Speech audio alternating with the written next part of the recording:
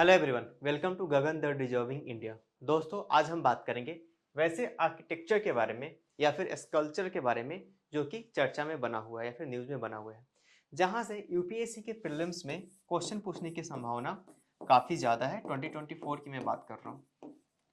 तो उन सारे स्कल्पचर्स को हम पढ़ेंगे, इसी के साथ साथ उन आर्किटेक्चर को भी पढ़ेंगे जो कि न्यूज़ में रहे हैं।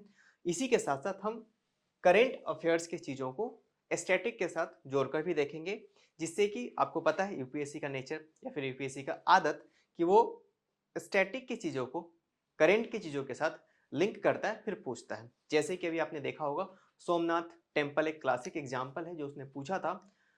ऐसा देखा गया है कि आर्ट एंड कल्चर में करंट अफेयर्स का उतना इंपॉर्टेंस नहीं होता था, लेकिन अगर विगत 2 वर्षों की बात करूं, 2022 एंड 2023, यहाँ पे हमें देखने को मिला है कि यूपीएससी करंट के टॉपिक को स्टैटिक के साथ लिंक करके पूछने लगा है, क्योंकि सोमनाथ में बहुत सारा डेवलपमेंट हुआ था, इसलिए वहां से क्वेश्चन पूछ दिया गया था।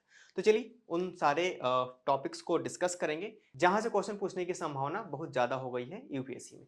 चलिए स्टार्ट करते हैं। सबसे पहले हम देखेंगे most discussed and most debatable topic के बारे में, सेंगोल। जी हाँ, तो जब नए पार्लियामेंट में हम जा रहे थे तो उस वक्त प्रधानमंत्री ने सेंगोल अपने हाथ में लिया था, उसी के साथ वो नए पार्लियामेंट में गए थे। तो सेंगोल की प्रासंगिकता बढ़ जाती है, इसके बारे में चर्चा की शुरुआत हो जाती है। तो इसको समझते हुए, इसको मद्देनजर रखते हुए सबसे पहले हम संगोल को समझने की कोशिश करेंगे। देखिए, संगोल को जैसा कि मैंने आपको बताया कि पीएम के हाथों में था, हमारे प्राइम मिनिस्टर के हाथों में संगोल था जब वो न्यू पार्लियामेंट की बिल्डिंग में जा रहे थे। लेकिन आखिर क्या पहली बार ऐसा हुआ था? क्योंकि यूपीएससी ऐसे आपसे क्वेश्चन फ्रेम कर सकता है कि prime minister Narendra Modi is the first person, या फिर was the first prime minister जो कि संगोल लेकर लोकसभा में गए थे, या फिर संगोल उन्होंने अपने हाथ में धारण किया था। तो जी नहीं, इससे पहले हमारे देश के जो पहले प्रधानमंत्री थे, पंडित जवाहरलाल नेहरू जी, इनको भी प्रेजेंट किया गया था सेंगोल को। और सेंगोल किस चीज का सिंबल है, किस चीज का प्रतीक है? यह प्रतीक है ट्रांसफर ऑफ पावर का, मतलब कि सत्ता के हस्तांतरण का।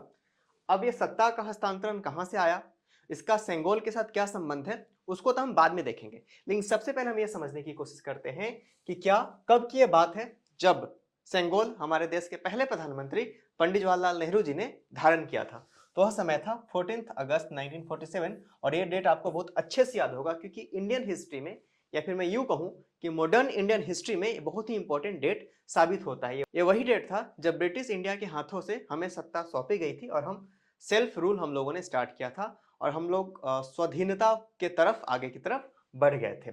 चलिए आगे बढ़ते हैं। आखिर सेंगोल का संबंध कहाँ से है, सेंगोल का इतिहास कहाँ से है, उसको भी समझने की कोशिश करते हैं।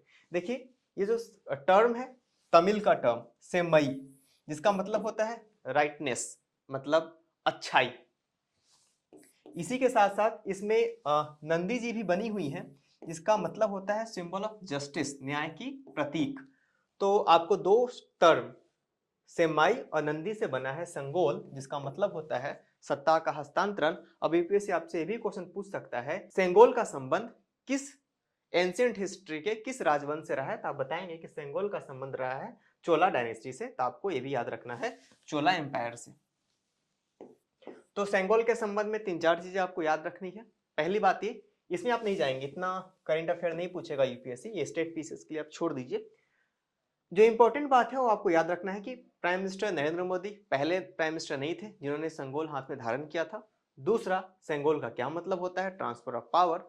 और तीसरा, आपको यह भी याद रखना है कि सेंगोल का संबंध किस एम्पायर से, तो आप बताएंगे चोला एम्पायर से। चलिए आगे बढ़ते हैं। अब देखेंगे गोलकुंडा फोर्ट के बारे में, ये भी बहुत ज्यादा चर्चा में रहा है। अब देखिए, हर बार क्यों चर्चा में रहा है ये जानना जरूरी नहीं है, बस आप इतना जान लीजिए कि चर्चा में रहा है, तो यूपीएससी से क्वेश्चन पूछने की उम्मीद यहाँ से बढ़ जाती है। तो आखिर गोलकुंडा फोर्ट का इतिहास क्या रहा है? तो अगर मैं गोलकुंडा फोर्ट की बात करूं तो इसको 13th सेंचुरी में बनाया गया था। इसकी हिस्ट्री स्टार्ट होती है काकतीय रूलर के द्वारा इसको बनाया गया था, ये आपको याद रखना है। इसको इसके बाद कुतुब शाही जो किंग्स आए थे डेक्कन के इलाके में 16th एंड 17th सेंचुरी में, उसके बाद इन्होंने इस पे रूल भी किया, और इसी के साथ साथ इसको रेनोवेट करने का भी काम किया। कुतुब शाही जो सुल्तान थे, वो जो सल्तनत थी, उन्होंने गोलकुंडा को काफी ज्यादा प्राथमिकता दी, प्रायोरिटी दिया, और अपना प्राइमरी कैपिटल बनाया। तो आपको 2-3 चीजें याद रखनी गोलकुंडा फोर्ट के बारे में कि आपसे पूछा जाएगा कि इसका निर्माण कब हुआ, तो 13th सेंचुरी में हुआ था। इसी के साथ साथ काकतीय रूलर्स ने इसको बनवाया था। बाद में इस पे शासन करते हैं कुतुब शाही किंग्स 16th एंड 17th सेंचुरी में। बाद में उन्होंने अपना कैपिटल को भी यहाँ पे शिफ्ट कर दिया था, प्राइमरी कैपिटल को आप देख सकते हैं। इसके साथ साथ इसका जो आइडिया है बुलंद दरवाजा, जो फतेह दरवाजा का नाम उन्होंने रखा विक्ट्री गेट के तौर पे, क्योंकि बुलंद दरवाजा जो फतेहपुर सीकरी का है वो भी गुजरात विजय के उपरांत ही अकबर ने बनवाया था। चलते हैं अगले स्लाइड पे। ये देखिए सीरी फोर्ट है। सीरी फोर्ट को समझाने से पहले मैं आपको एक और बात समझाऊं कि जो अभी वर्तमान समय में जब हम दिल्ली को देखते हैं तो दिल्ली को 8 अलग अलग राजवंशों ने बनवाया था, मतलब कि 8 अलग अलग बार उसको बनाया गया है। एक बार में पूरा दिल्ली तैयार नहीं हुआ है, इसको अलग अलग नामों से जानते हैं। सीरी भी एक उसका नाम है। आपने हिस्ट्री में पढ़ा होगा कि दिल्ली के संस्थापक कौन थे, तो आपको पता चला होगा कि दिल्ली अलंगपाल के द्वारा बनाए गए थे, जो कि एक चौहान रूलर थे। तो उसके बाद अलग अलग राजवंशों ने इसको बनाया और जो मौजूदा दिल्ली आप देख रहे हैं, जो फाइनल 8वीं बार जो दिल्ली बना तो उसको बनाया था लटियंस ने। चलिए अब इसके बारे में थोड़ा बहुत बात कर ले। तो सीरी फोर्ट जो है अलाउद्दीन खिलजी के द्वारा बनाया गया था, तो आपको याद रखना होगा ये भी 13th सेंचुरी में बनाया गया था। 8 हिस्टोरिकल सिटीज में से एक हिस्टोरिकल सिटीज सीरी फोर्ट भी। इसका जो फाउंडेशन है 1303 एडी में रखा गया था। खिलजी हौज खास रिजर्वायर बनवाता है। आपको पता होगा उत्तर भारत में हौज का मतलब ही होता है जहां पे हम पानी भरते हैं, तो एक रिजर्वायर बनवाया गया था। चूंकि अभी के समय में ही सिर्फ पानी की समस्या दिल्ली में नहीं है, बहुत पुराने समय से पानी की समस्या को दिल्ली डील करता आया है, जबकि वो यमुना के किनारे स्थित था। तो इसको रिजर्वायर बनवाया गया था। क्यों बनवाया गया था? ताकि जो सीरी में जो लोग रह रहे हैं, बेसिकली एक टाउनशिप था। अभी के समय में अगर आप बोलोगे कि जो टाउनशिप होता है ना सिटीज, उस तरीके का टाउनशिप बनवाया गया था, उनको ये चीजें प्रोवाइड कराई जाए। इसी के साथ साथ सीरी फोर्ट में इंटर करने के लिए एक अलाई दरवाजा बनाया गया था। इसका निर्माण भी अलाउद्दीन खिलजी ने ही करवाया था, जिसपे कि एक लोटस बना हुआ था, हॉर्स शू शेप्ड, और उसका जो आर्क था वो लोटस का था। तो 2 चीजें याद रखेंगे आप, घोड़े के पैर का के जैसा कुछ स्ट्रक्चर बनाया गया था और इसी के साथ साथ लोटस बनाया गया था। कहां? जो अलाई दरवाजा होता है उसके टॉप पे। चलते हैं आगे बढ़ते हैं। अब बात करेंगे न्यू पार्लियामेंट हाउस की। अगर मैं न्यू पार्लियामेंट हाउस की बात करूं तो चर्चा में क्यों है, चलिए इसको थोड़ा सा डिस्कस कर लेते हैं। ये चर्चा में इसलिए है क्योंकि अभी हाल ही में तो नहीं, पिछले साल प्राइम मिनिस्टर नरेंद्र मोदी ने इसका इनॉग्रेशन किया था। तो चूंकि 1 कैलेंडर ईयर का करंट अफेयर्स आपको तो पढ़ना ही चाहिए, इसी के साथ साथ 1.5 साल पहले का भी करंट अफेयर्स आपको पढ़ना चाहिए। तो जो मैं ये सीरीज चला रहा हूँ ये एक्सक्लूसिव सीरीज है, जिसमें कि कॉम्प्रिहेंसिव सीरीज है, जिसमें कि हम पिछले 1.5 साल के सभी महत्वपूर्ण करंट अफेयर्स को डिस्कस करेंगे। तो नए पार्लियामेंट हाउस के बारे में कुछ चीजें हम जान लें। यह सेंट्रल विस्टा प्रोजेक्ट के तहत बनाया गया था। तो आपको याद रखना होगा कि अगर आपसे पूछ दिया जाए कि किस प्लान के तहत नए पार्लियामेंट को बनाया गया है, नए संसद भवन को बनाया गया है, तो आप बताएंगे सेंट्रल विस्टा प्रोजेक्ट के तहत इसको बनाया गया है। इसकी शुरुआत जो अगर मैं नए पार्लियामेंट भवन की बात करूं तो 1931 में इसको बनाया गया था। बाय द वे जो पुराना वाला संसद भवन, माफ कीजिएगा नया वाला नहीं, इसमें 2-3 चीजें आती थी, राष्ट्रपति भवन और इंडिया गेट। जब पुराना संसद भवन की अगर मैं आपसे बात करूं, इसको डिजाइन किया गया है पद्मश्री जो आर्किटेक्ट हैं बिमल पटेल जी के द्वारा। और जो नया पार्लियामेंट हाउस है ये रिफ्लेक्ट करता है इंडिया के कल्चरल डाइवर्सिटी को, और इसी के साथ साथ इसको निर्माण कराया गया है अगले 150 सालों के जरूरतों को देखते हुए, मतलब कि अगले 150 साल तक हमें फिर कोई नए संसद भवन की जरूरत नहीं पड़ेगी। अब देखिए ये 90 साल में ही इसकी हालत खस्ता हो गई थी जो अंग्रेज बनाकर गए थे। जब संसद भवन की बात हो ही रही है तो आपसे एक क्वेश्चन और पूछा जा सकता है, हालांकि यूपीएससी ने क्वेश्चन पूछा भी है कि जो पुराना संसद भवन था उसका जो आर्किटेक्ट था, उसका जो स्ट्रक्चर था, इंडिया के किस टेम्पल से इंस्पायर्ड था? तो आप बताएंगे 64 योगिनी मंदिर। ये जो बनाया गया है स्पिरिट को कंटिन्यू करता है, जो कि है एक भारत श्रेष्ठ भारत। तो आप इसको भी देखेंगे, एक भारत श्रेष्ठ भारत के जो स्पिरिट है उस स्पिरिट के साथ 150 वर्षों तक हम लोगों ने इसको प्लान किया है। चलिए चलते अगले स्लाइड के ऊपर। तो बात करेंगे नटराज स्टैचू के बारे में। आखिर नटराज स्टैचू क्या है? तो नटराज बेसिकली शिव जी का एक रूप है जो कि अष्ट धातु का बना हुआ है।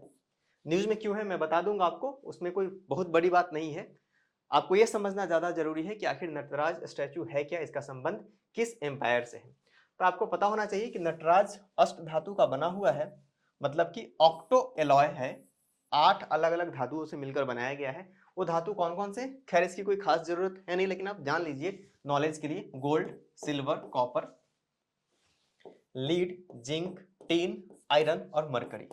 इसका निर्माण कराया जाता है लॉस्ट वैक्स कास्टिंग मेथड से, या फिर हम इसको ये भी बोलते हैं लॉस्ट वैक्स टेक्निक से। अब लॉस्ट वैक्स टेक्निक क्या होता है, सबसे पहले एक वैक्स का प्रतिमा बनाई जाती है, स्टैचू बनाया जाता है, उसके अंदर ये सारे मेटल्स डाल दिए जाते हैं, और जब वो उसी शेप का आ जाता है तो फिर क्या कर दिया जाता है, उसको गर्म कर दिया जाता है, जो मोम है, वैक्स है, वो रिमूव हो जाता है, मेल्ट हो जाता है, और जो धातु है उसी के शेप में आ जाता है। इसी को बोलते हैं लॉस्ट वैक्स टेक्निक। मैं आपको ये भी बता दूं, एक एनेक्डोट दे दूं इसी के साथ साथ, इंडस वैली सिविलाइजेशन, सिंधु घाटी सभ्यता की जितनी भी चीजें थी जो आपने देखा होगा, डांसिंग गर्ल, ये सभी की सभी लॉस्ट वैक्स टेक्निक की बनाई हुई थी।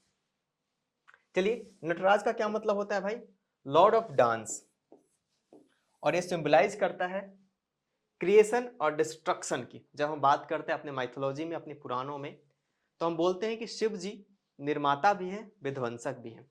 तो ये तांडव नृत्य करके जिस तरीके से विश्व का, सृष्टि का विनाश करेंगे, उसी में से एक पोस्टर है नटराज का। चोला ने इसको बनवाया था, तो चोला एम्पायर से इनका संबंध है।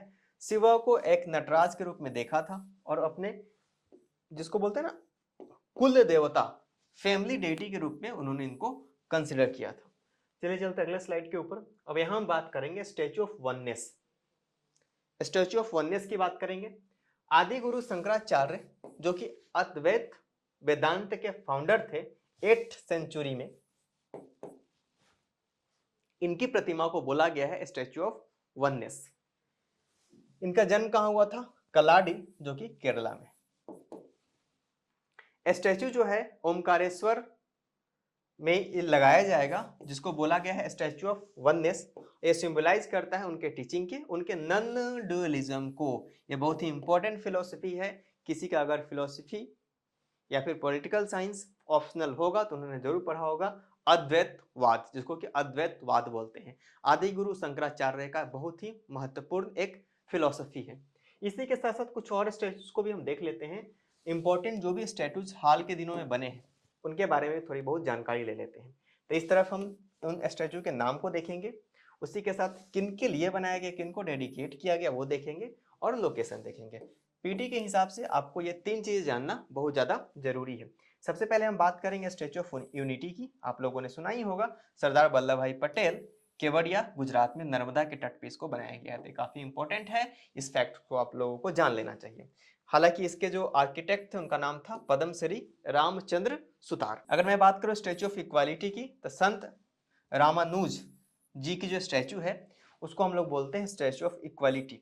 हो सकता है कि इस तरीके का एक स्टेटमेंट बेस्ड क्वेश्चन बना दिया जाए, या फिर मैच द फॉलोइंग करके भी आपके सामने एक क्वेश्चन के तौर पे रखा जा सकता है। इसको जो बनाया गया है हैदराबाद में, तो आप याद रखेंगे स्टैच्यू ऑफ इक्वालिटी हैदराबाद किनको डेडिकेटेड है, रामानुजा, संत रामानुज को डेडिकेटेड है। स्टैच्यू ऑफ पीस की अगर मैं बात करूं तो जैन मॉन्क थे, जैन मॉन्क आचार्य थे श्री विजय वल्लभ सुरेश्वर, कहां पे, राजस्थान में। आखिरी जो स्टैच्यू है उसका नाम है स्टैच्यू ऑफ प्रॉस्पेरिटी, नंद प्रभु केम्पा गौड़ा को समर्पित है, बेंगलुरु में। केम्पा गौड़ा जी जो थे, ऐसा माना जाता है कि वो बेंगलुरु शहर के संस्थापक थे, उनको बेंगलुरु शहर के संस्थापक के तौर पे कंसिडर किया जाता है। तो दोस्तों, इस लेक्चर में हम लोगों ने समझने की कोशिश की, जितने भी आर्किटेक्चर या फिर स्कल्पचर जो न्यूज में था उसको डिटेल्स में हम लोगों ने समझा, उसको जाना, और उसके सारे फैक्ट्स को समझने की कोशिश की। अब मिलेंगे नेक्स्ट लेक्चर में। Thank you very much.